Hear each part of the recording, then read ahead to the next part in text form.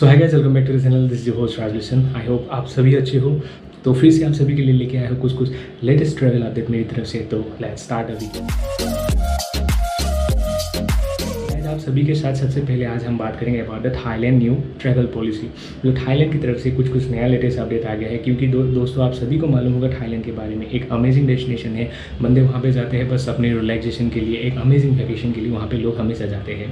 तो थाईलैंड में अभी फाइनली क्या हो चुका है, क्योंकि उन लोग का मानना है कि जो उन लोग का लोकल बंदा है जितना भी है, उसके अंदर में कोविड का कोई भी अब तक कोई केसेस नहीं आया है।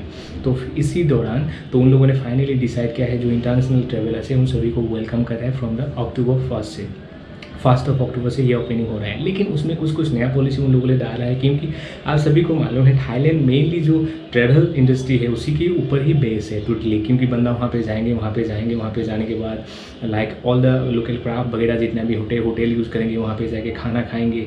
तो उसमें से जो ट्रैवल इंडस्ट्री है फ्लाइट से जाने के बाद उसी हिसाब से उन लोग का जो जो ट्रैवल इंडस्ट्री है वो बूस्ट अप होते हैं।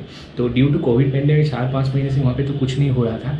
डेट इज़ वाई अभी फाइनली उन लोगों ने नया पॉलिसी लेके आया है for all the travellers from around the globe. तो पहले क्या होते थे, आप 3-4 दिन के लिए भी आप अगर मान लीजिए कि एक वीकेंड ट्रिप के लिए भी अगर आप थाईलैंड जाना चाहते थे तो आप जा सकते थे। बट अभी फाइनली थाईलैंड गवर्नमेंट की तरफ से एक नया अपडेट आया है। वहाँ पे बताया गया है मिनिमम आपको अभी 30 डेज़ के लिए थाईलैंड जाना पड़ेगा, मिनिमम 30 डेज़। क्योंकि जो पहले होता था 4 महीने पहले जो किस्सा था अभी टोटली अलग हो चुका है। तो उसे भी बूस्ट अप करना है जो अपना ट्रैवल इंडस्ट्री है। दैट इज़ वाई आपको मिनिमम वहाँ पे 30 डेज़ स्टे करना पड़ेगा, क्योंकि 14 डेज़ तो आपका क्वारंटीन में चला जाएंगे। तो उसके बाद आपको मिलेंगे rest for 16 days, minimum 16 days वहाँ पे मिलेंगे। तो उस 16 डेज़ में आपको कवर करना है जितना आप पार्ट कवर करना चाहते हो।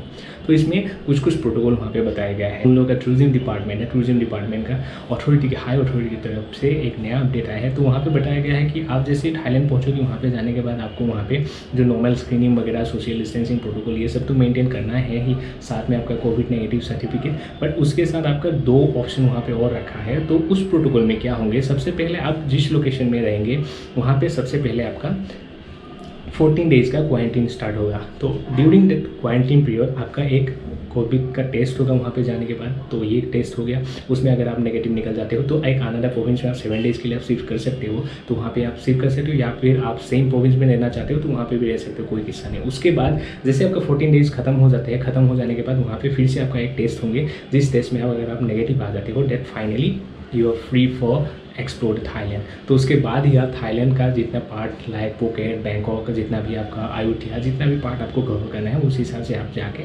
ट्रैवल कर पाएंगे।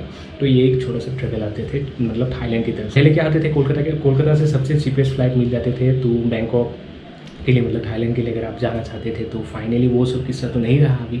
मतलब आप वीकेंड के लिए भी जाना चाहते हो, क्योंकि पहले हमें मिल जाता था ई वीज़ा, मतलब ट्रैवल वीज़ा ऑन अराइवल मिल जाता था, या फिर कुछ ऑफिशियल काम के लिए आपको एम्बेसी जाना पड़ता था। एम्बेसी मैक्सिमम तो आपको मतलब वीज़ा ऑन अराइवल में काम हो जाता है। But due to covid totally ये उल्टा पुल्टा हो चुका है। तो दैट इज़ वाई ये कुछ नया ट्रैवल अपडेट है। बट अभी भी उसके जो वीज़ा का प्रोसेस है, वीज़ा के बारे में कोई लेटेस्ट अपडेट नहीं है। बट एक छोटा सा ट्रैवल अपडेट दिया है जहाँ पे आपको मिनिमम 30 डेज़ वहाँ पे स्टे करना पड़ेगा। तो दोस्तों यहाँ पे आपका जो सेकंड अपडेट आते हैं वो आ गया है चेन्नई इंटरनेशनल एयरपोर्ट की तरफ से। तो चेन्नई इंटरनेशनल एयरपोर्ट हम लोग का एक हब है, आप कह सकते हो। जो यूएई के साइड में जो फ्लाइट जाते हैं, या फिर श्रीलंका साइड में, या फिर मालदीव साइड में जितना भी फ्लाइट जाते हैं जो इंटरनेशनल फ्लाइट है, उसके लिए एक हब जैसा है। तो वहाँ पे क्या होते थे, बहुत तरह तरह की जो ड्यू टू कोविड आप सभी को मालूम है 4 महीने से कुछ नहीं हो रहा था। तो फाइनली अभी गवर्नमेंट की तरफ से, उन लोग की गवर्नमेंट की तरफ से ये अपडेट आ गया है कि चेन्नई इंटरनेशनल जो एयरपोर्ट है वहाँ से अभी इंटरनेशनल फ्लाइट का सिलसिला फिर से अभी वो रिज्यूम करा है फ्रॉम द 1 ऑफ सेप्टेम्बर। तो वहाँ पे क्या होगा, सबसे पहले आपका जो होते थे प्रोटोकॉल आपको मेंटेन करना है, सब कुछ वहाँ पे होगा। You have to show your negative certificate also.